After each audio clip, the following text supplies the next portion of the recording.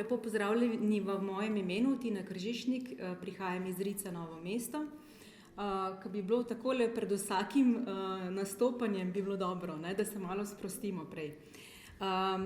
Poslanstvo izobraževanja odraslih je pravzaprav tudi podpora osebam s posebnimi potrebami, tu mislim predvsem na pestro ponudbo neformalnega usposabljanja ter svetovanja za dvig kvalitete življenja.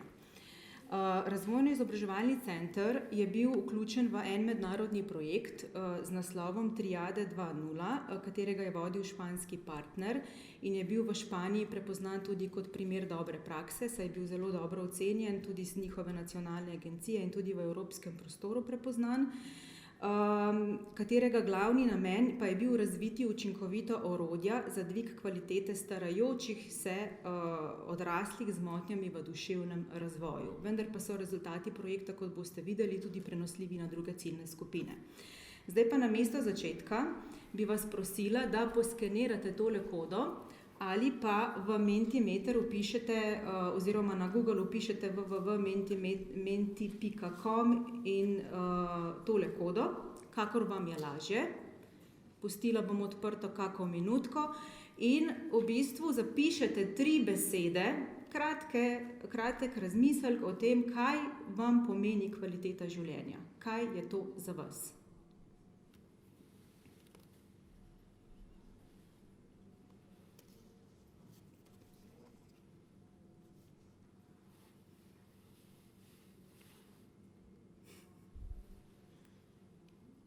Pustim še malo? Dobro.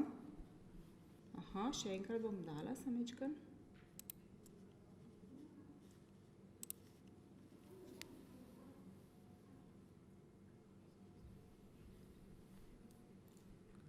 Ste že? Nekateri ste že opisali verjetno? Še iščete? Se pravi 3 odgovore in potem pritisnite pošlji.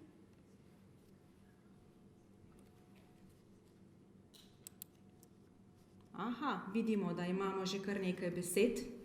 Zdaj tista, kjer je pač večje izpisana beseda, to pomeni, da je več udeležencev odgovorilo enako. Se pravi, tukajle se vidi zdravje na prvem mestu, se pravi, to pomeni kvaliteta življenja. Kaj potem še izpolnjenost? Prosti čas, družina, sreča, se pravi en kup stvari. Ste že vsi to izpolnili, tisti, ki ste imeli namen? Ste.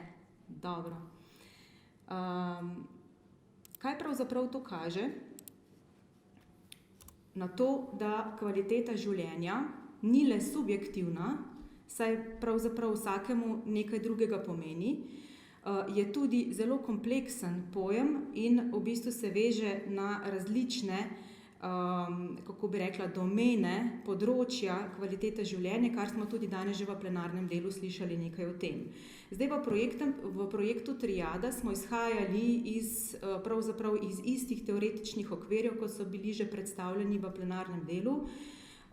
Delili pa smo v bistvu pojme povezane s kvaliteto življenja na 3 glavne domene, sicer dobro počutje, socialne udeležbe in neodvisnost. Dobro počutje se potem tudi deli naprej še na čustveno, fizično dobro počutje in materialno dobro počutje, potem socialne udeležbe na medosebne odnose, socialno vključenost in pravice, tudi o tem pravzaprav smo danes nekaj slišali, neodvisnost pa na osebni razvoj in samouresničitev. Če gremo naprej, se pravi, kje je bilo izhodišče projekta, mednarodnega projekta, ki je potekal med oktobrom 2018 in avgustom 2021. Pravzaprav je bil izhodišče projekta, se pravi,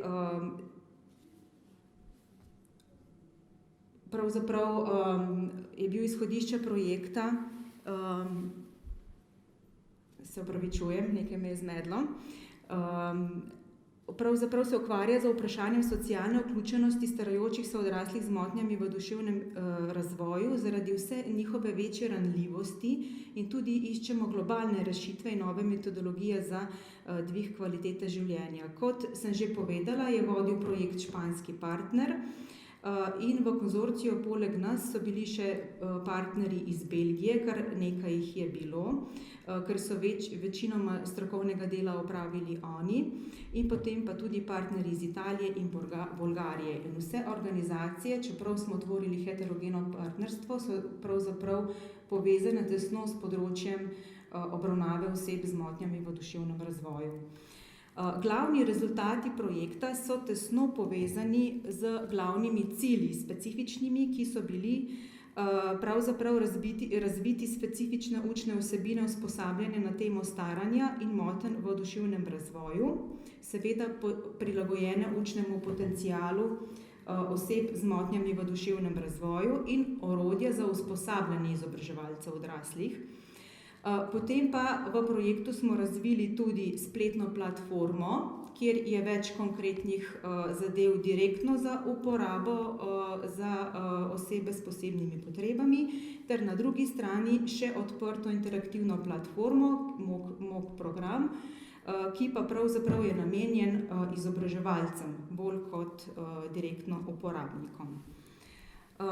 Izvedli smo tudi pilotne izvedbe. V pilotno testiranje je bilo vključenih 40 usposobljenih izobraževalcev odraslih. So usposobljeni in lahko v bistvu prenašajo tudi znanje naprej. Vključili pa smo tudi preko 150 udeležencev iz te ciljne skupine. Analize učinkov projekta so pokazale, da so rezultati uporabni za številne organizacije, ne le za izobraževanje odraslih, ampak tudi iz področja socialnega varstva kot podpora pri njihovem vsakdanjem delu. Pri nas so bili v pilote vključene različne organizacije iz cele Slovenije, vključeni so bili tudi VDC-ji, Sonček, Želva in podobne organizacije.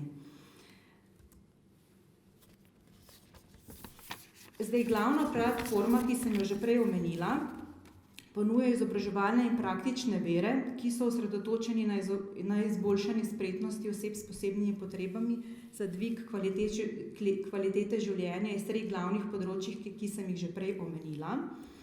Na tej platformi najdete pregled virov in vse izobraževalne podlage za pripravo individualnega načrta. Ponuja pravzaprav izobraževalne vire za celostno obravnavo, od metodologije dela do konkretnih vsebin ter do vrednotenja.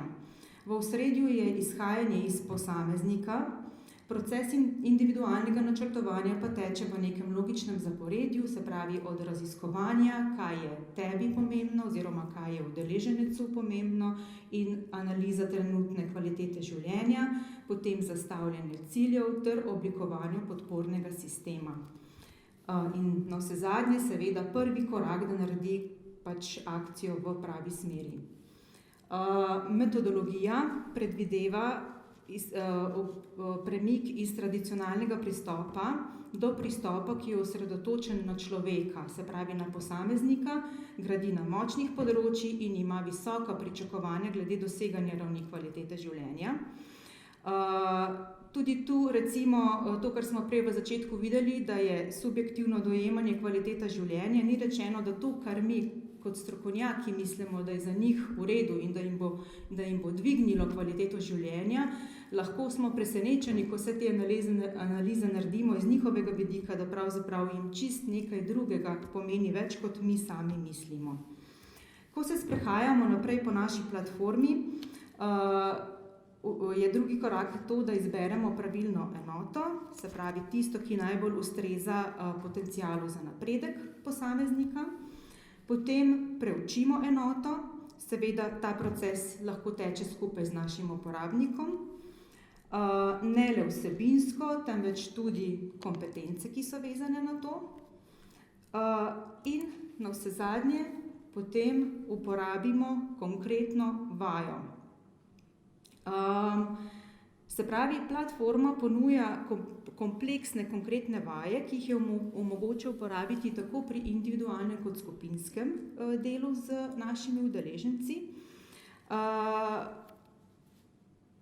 Preko 60 vaj na tej platformi je, ki pokrivajo vse 3 glavne dejavnike. Do vaj pa lahko dostopamo, tukaj na desni strani vidite iskalnik, se pravi, da lahko poiščemo, da nam je olajšan proces. Tukaj je primer vaje. Za vsako vajo je tudi pedagoški vodnik. Vsaka vaja vedno izhaja iz resnične zgodbe, zato so tudi lahko razumljive in prijazne uporabniku, vendar jih je večino treba prilagoditi tudi naši specifični situaciji. Vsaka vaja je tudi podrobno opisana, poleg tega pa so na voljo tudi gradiva za izvedbo posamezne vaje.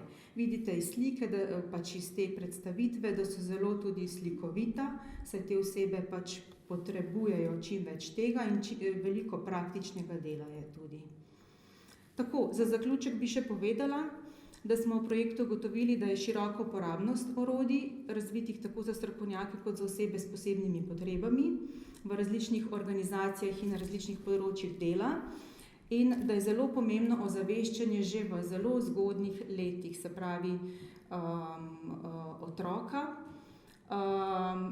Pa potem bi še izpostavila, kar je bilo danes tudi že nekaj rečeno, posredno preko plenarnega dela, da je ključen tudi boj proti predsodkom, stereotipom na področju staranja in invalidnosti, se pravi 2 termina, abilizem, ageizem, verjetno poznate, kaj to gre, in tudi med samo stroko.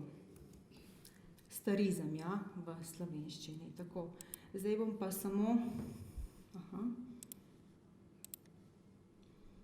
Za povzetek, še enkrat da ponovimo, kaj je v projektu nastalo, čisto kratek filmček je nastal včeraj.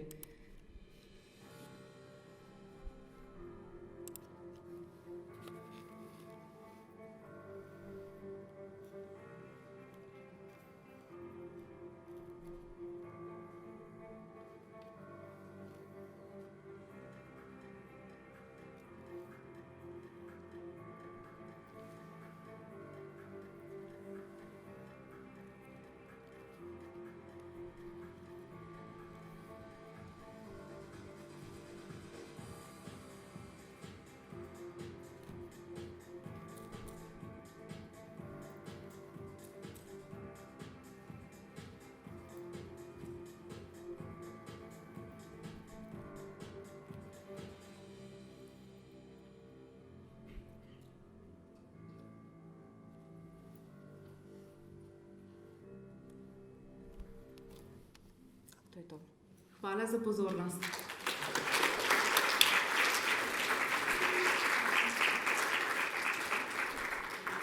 Imam mogoče kdo kakšno vprašanje za gospod Tino, glede samega orodja? A je na voljo za vse?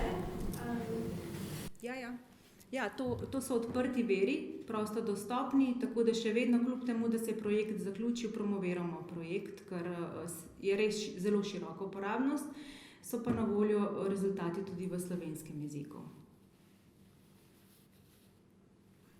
Še mogoče kdo? Najlepša hvala.